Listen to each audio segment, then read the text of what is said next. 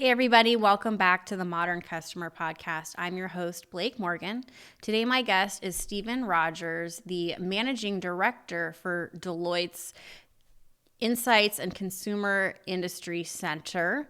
Prior to his time at Deloitte, Stephen held roles at IBM and other companies, including spending time in the Peace Corps and at UNICEF.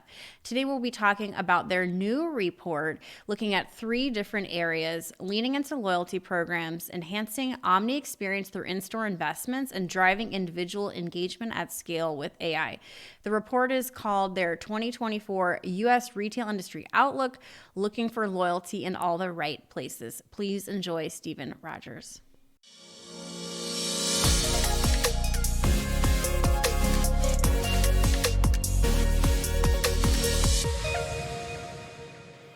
Steve, welcome to the Modern Customer Podcast. Where are you based? I am just north of New York City. Oh, beautiful. I used to live in New York, and it's so pretty this time of year. It's cold, though. You got to wear your gloves or your fingers are going to freeze off. Yeah, it's gotten a little cold here, but I just came from the north, the Adirondacks, where it's really cold. So this is balmy down here. All I know about the Adirondacks is they named a chair after it, but I don't know anything else. Is that a really pretty place that all of our listeners should visit? Oh, absolutely. So I was in Lake Placid skiing, and it's just a wonderful little town. And, the Adirondacks, most people don't know this. I think you can fit all of the national parks in the Adirondacks. It's very big. Oh, wow. Oh my gosh. Well, it's so Yeah. nice to be out in nature. Today, we're not talking about nature. We're talking about technology, business, and customer experience. But I'm glad you got that little vacation. I'm so excited. While you were skiing, I was reading your report, the Deloitte, the new report on the retail outlook for 2024. Wow, what a few years it has been. Any overarching key trends that have caught your eye and just the research, a lot of research that went into this report that we're going to talk about today to get started?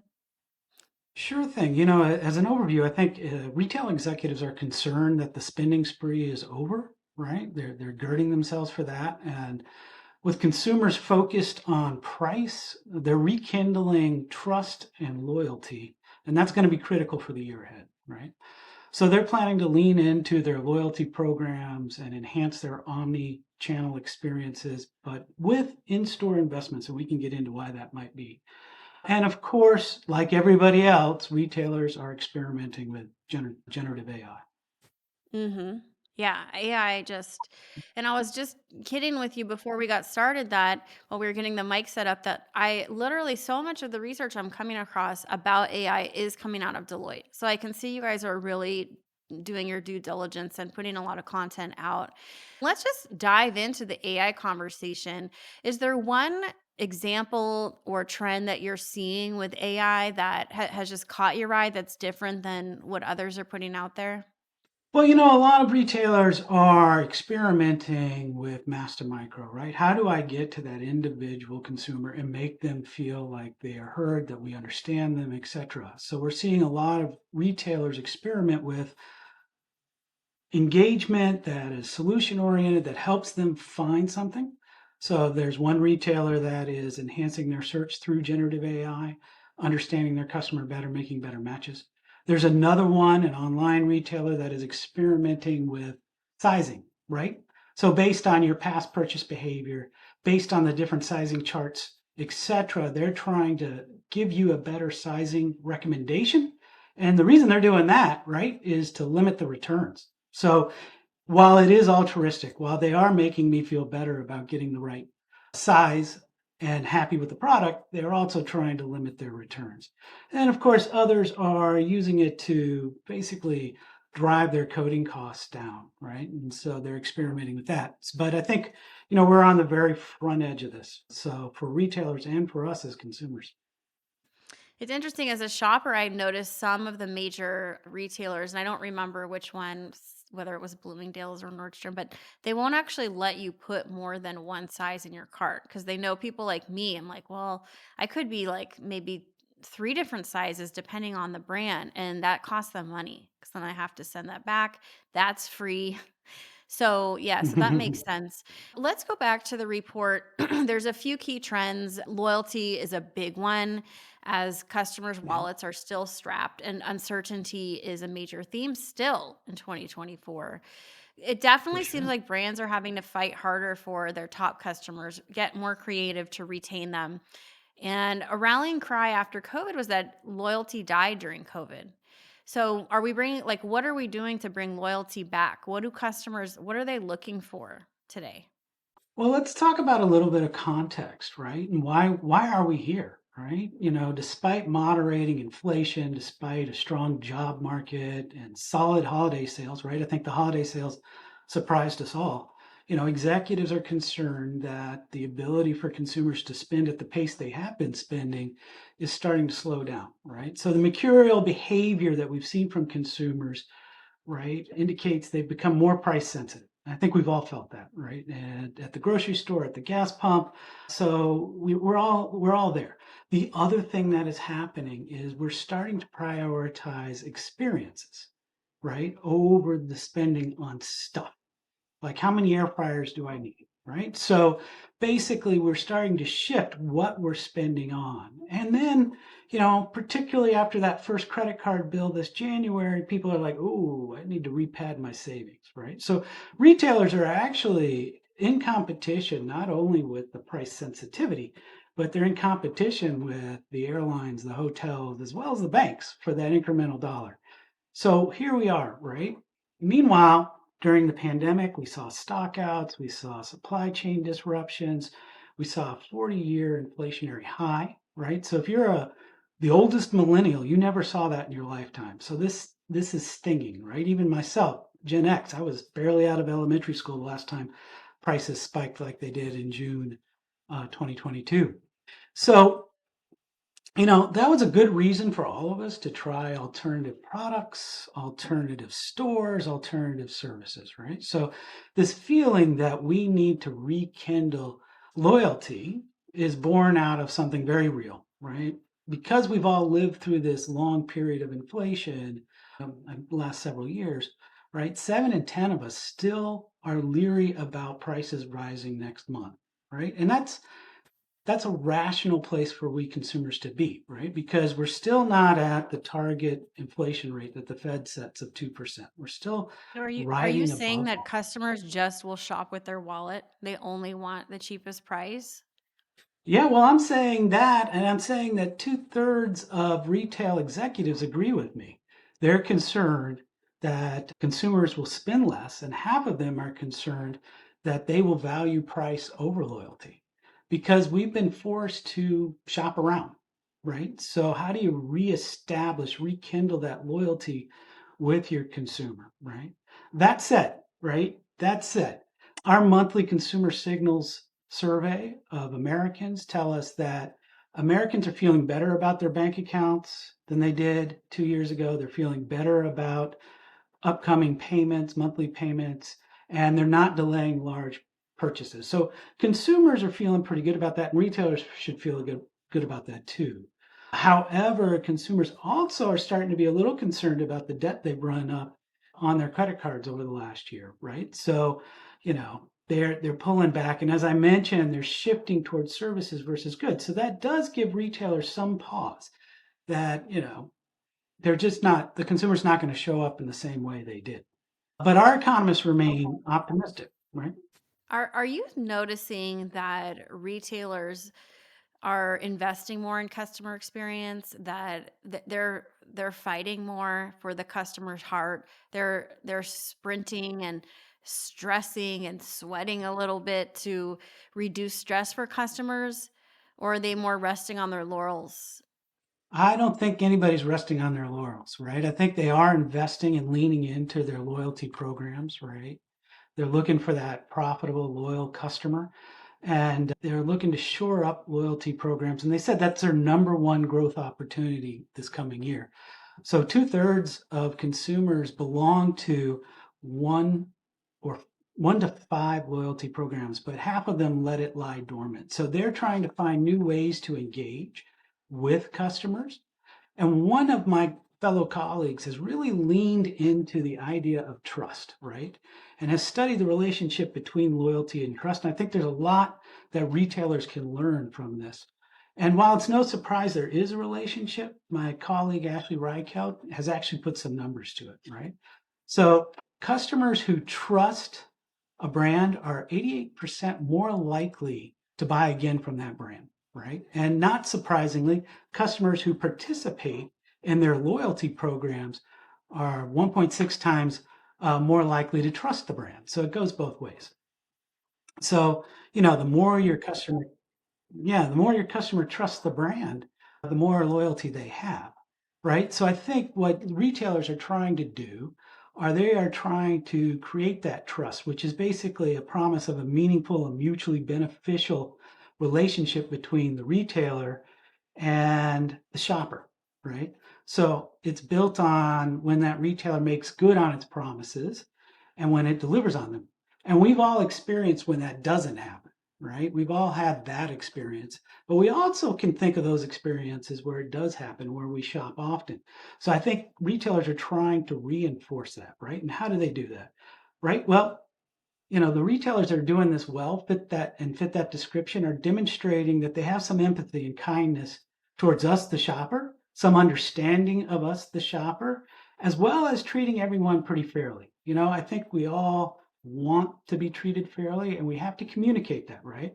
So they're openly sharing information, their motives, the choices in a straightforward and in a plain language kind of way with their consumer, right? And so they are getting out there, and we can again think of times when that hasn't happened.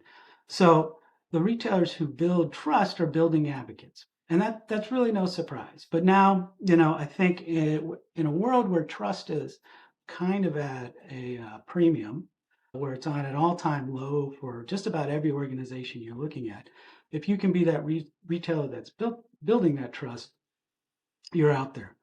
Then there's the idea of the omni-channel experience, right? So during the pandemic, a lot went into e-commerce. How do we keep up with the demand? How do we make the e-commerce experience as frictionless as possible? Well, now I think retailers need to turn their attention and are turning their attention to the in-store, putting technology in store. We started with GenAI and getting GenAI in the store, in sales associate hands, so they can make good recommendations, so they can help find the inventory quicker. Who is going to the store still? Because I am not going. Never. Never go to the mall. Hate the mall. Like literally never. Right. Like I You'd be literally will send surprised. emails to myself like buy X, Y, and Z, and I just go on Amazon or Walmart or wherever, and I don't have time to go to the store. And when I go, I don't find there's any staff to help me. It's very underwhelming, even at like the best brands. So Mhm, what I mean, mhm. it just seems like digital is just taking up an increasingly big piece of the pie. E-commerce shopping. I mean, what are you guys seeing? I know you are Yeah. focusing on in-store in the report, but it just seems from my view, it's like, well, who's going to the store though? Believe it or not, in-store is still the predominant format, even though, particularly during holiday season, online just dominates, right? And for some of us, like yourself and probably me, the convenience is just awesome, right? To click on your couch and get what you need. However, there are some who still like the hunt. They still like to go in. They still like to try things. They still like to be in the mall. I have two middle school girls, so I can tell you I've spent some time in the mall. And it's still a Yeah. busy place. It's a surprisingly busy place. Maybe it's the cold weather, but people are there. People are shopping. People are trying things on. People are trying things out. So, at least the mall near me has not died, right? And I think people do want some of that human touch. Now, your point about the experience, talent has been a challenge, right? Talent has been a challenge over the course of the pandemic and then coming out of the pandemic, finding people, But right? don't you feel like Uh, if the brands paid them better, they'd be able to find more customer facing staff? Don't you think it's maybe that the brands don't want to invest?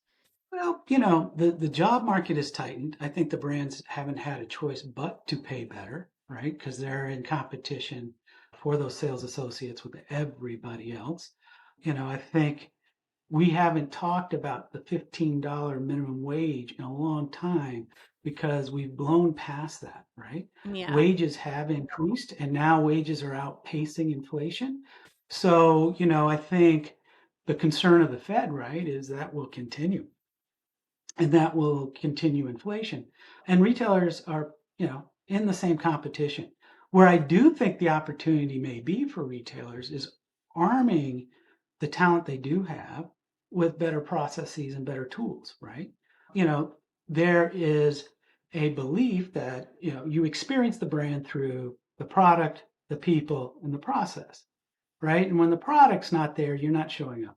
When the people aren't helping you out, like you explained some of your experiences, it just doesn't do well and you're not returning. And when the process gets in the way, as it sometimes does, that taints the experience. But sometimes that can be overwhelmed by a really great sales associate. I was during my travels skiing, different different category of hospitality, but the restaurant, the kitchen was crashing, the lines were getting long, but the talent there, the hostess saved the day, right? She made the experience great. Same can happen in retail. So I think, just like retailers need to build trust with their consumers, retailers need to build trust with their employees that they're going to give them the tools that they need to get the job done, the best tools to get the job done as they engage with you, right? And we've seen a lot of this in retail, the handhelds and things that allow them to check inventory as they're standing there and not running off or doing something else to aid you. But it's really product, people, and process coming together in a great way to provide a great in-store experience. It feels to me like the retail brands that have the smaller store format, they're really like, I'm thinking of Reformation, which is a women's clothing brand that they've really incorporated digital. It's a digital experience when you go into the store, which looks like an art gallery. But digital is a part Hmm. of the employee experience. It's part of the customer experience. You go and you pick out, you point at what you want. They go in the back and they just bring it to your dressing room. The dressing room is a computer itself where you can take this, go on the screen and pick what you want. If you didn't like it, they'll bring you something new. You're communicating with the worker through the screen. Or even Lululemon, where just like you said, I can even you're talking, I'm imagining the last time I was there. They're always very aggressive in a nice way, though. Like, oh, like Mm. they don't have like we don't have your size exactly in that color, but let me go and order it for you. Do you want me to order it for you? And it's like they're you kind of want like an aggressive salesperson because it almost feels like a lot of these big stores, they just and you're walking in sometimes and you're walking out. So the people, like you said, like the hostess at the restaurant, they really make a difference, but it feels like there's more investments in other areas right now than upskilling workers. In fact, I've been researching AI, and a lot of the research from Deloitte that only 13% of workers right now are being trained on technologies like AI. So it's an interesting time. Oh, I think we are very much in an interesting time, right? It's hard to keep up with the change, right? And the opportunity. So, I think the experiences you described is, I think, our brands, frankly, that are investing both in technology and people, right? Because the magic is when you can combine those two really, really well. Because you're walking in and you're wanting a solution. I don't know what you were trying on, but the solution is to find the perfect fit, the color, etc., the cut. And you may not know what that is. And the sales associate may not know what that is in the first instance, right? But through technology and hopefully that sales associate's knowledge, she's finding it for you, right? She's getting that job done. And I think that's the opportunity. I think right now we're at a pinch point where the technology is moving extremely fast, and some use cases feel very Star Trek, and we're a little over our skis, and some have been dialed back, right, and feel appropriate. Meanwhile, to the point you were making, talent is hard to come by. Some bigger brands may be feeling overstretched because they just got to hire more people, and so those two things are not combining just yet. And I've seen this because my history has been in technology for a long time. I worked for a big tech firm before I came to Deloitte. And it takes some time for these things to marry up, right? The talent and the technology. You know, I think just it's human nature, right? We as humans don't evolve as fast as the technology evolves. And so we're just in a period, particularly with Gen AI, where it's going to take us a bit of time to catch up with the art of the possible. What are some of the questions your clients have for you, if you don't mind sharing, about Gen AI and how they can use it? Well, it's interesting, right? Because Gen AI, and you see this just in our everyday lives, has so much promise, but it also has some downsides, right?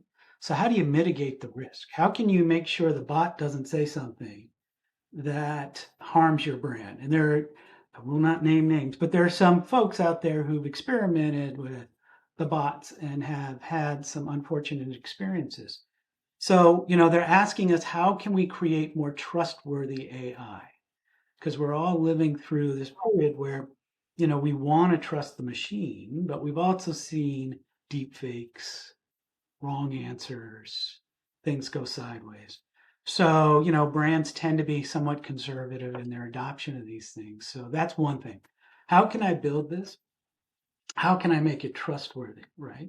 How can I build in sort of the human experience and humanity of it so it doesn't feel black box and cold, right? How can I build in, based on that black box feeling, some transparency so we understand, or your consumer understands how that recommendation was arrived at? What are some low risk tests we can do, right? What are some high value add tests that we can do? In some cases, you're not going to see it in the front of store, right? You're going to see it in demand management, in assortment, right? In pricing.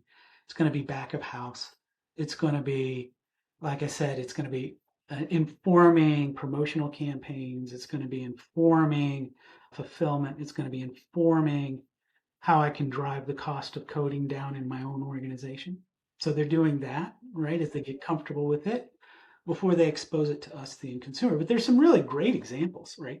I mean, go to any site that you might, since you seem to be a good online shopper, and you go and you Too look good. at It's a what the problem. yeah, well, I have lost many hours to reading reviews, right? Overthinking things, trying to find, the 1 star versus the 5 star and get to the truth of it. Now, I've seen really good examples of Gen AI being used to help sort through that problem and solve that Right. problem. And you've probably seen it too, right? Where 5,000 reviews summarized by Gen AI, it tells you the pluses, the minuses, and you can click on the various categories. I've seen I it think on that's Amazon, brilliant. and I just thought, thank Yeah. you so much. Yeah. Right? It's one of those things, you knew you needed a solution, you didn't know what it was, and then it's presented to you and it's like, oh yeah, perfect. Right? Perfect. Yeah. Yeah, exactly. No, I think it's an exciting time. I'm actually good that brands are having to sweat a little and work to remember that customer experience is so important. And I think in retail we've just gotten a little bit asleep.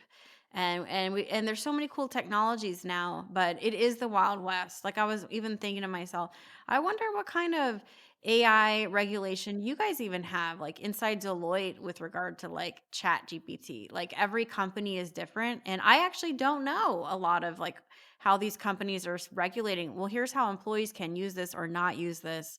And it's just such an interesting time. Yeah, well, I would hazard not to speak for the AI police at Deloitte, but I can tell you what it's like to be a Deloitte employee. So, Deloitte is a conservative place. We are an audit firm, so therefore we take a lot of pain to make sure we are above board and have the appearance of being above board.